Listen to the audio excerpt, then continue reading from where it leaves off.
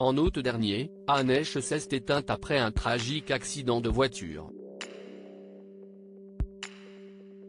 Depuis le décès de l'actrice, des rumeurs persistantes couraient, indiquant qu'au moment de l'accident elle était sous l'emprise de drogue.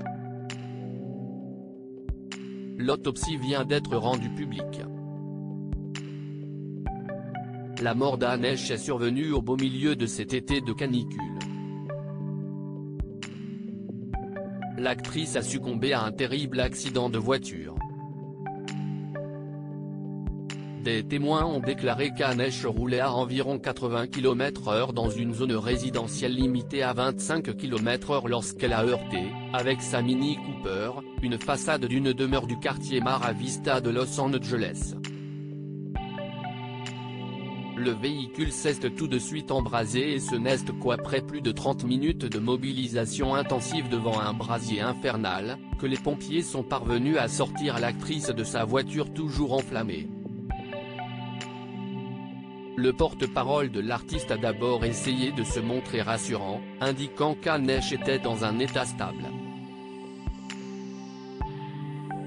Il a ensuite été révélé qu'elle ne survivrait probablement pas à ses blessures.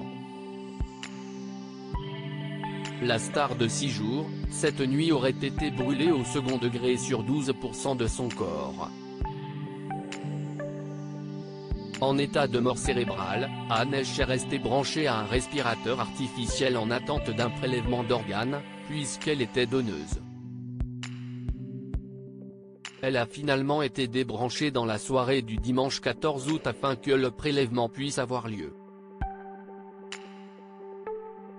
Fin du mystère. Durant sa vie, l'actrice avait connu de difficiles épreuves et avait rencontré des problèmes d'addiction. À la lumière de ces faits, et considérant certains extraits de son dernier podcast, des rumeurs avaient couru affirmant qu'Anesh aurait replongé dans ses vieux démons et était sous l'emprise de drogue au moment du dramatique accident. Le rapport d'autopsie qui a été rendu public indique en effet la présence de drogue dans l'organisme de la comédienne, mais ces dernières ne sont toutefois pas à l'origine de son décès ou responsables d'un état second.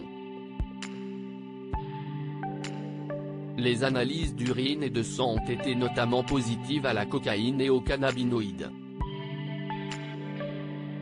Autre substance, le fentanyl, qui lui aurait en revanche été administré à l'hôpital après son accident. Il n'y a aucune preuve d'affaiblissement des facultés par des substances illicites au moment de l'accident, a toutefois précisé le rapport. Selon le document consulté par le New York Post, la comédienne serait morte à la suite d'une inhalation, et de blessures thermiques, ainsi que des conséquences d'une fracture du sternum causée par son accident. Une maigre consolation pour ses deux fils Homer et Atlas.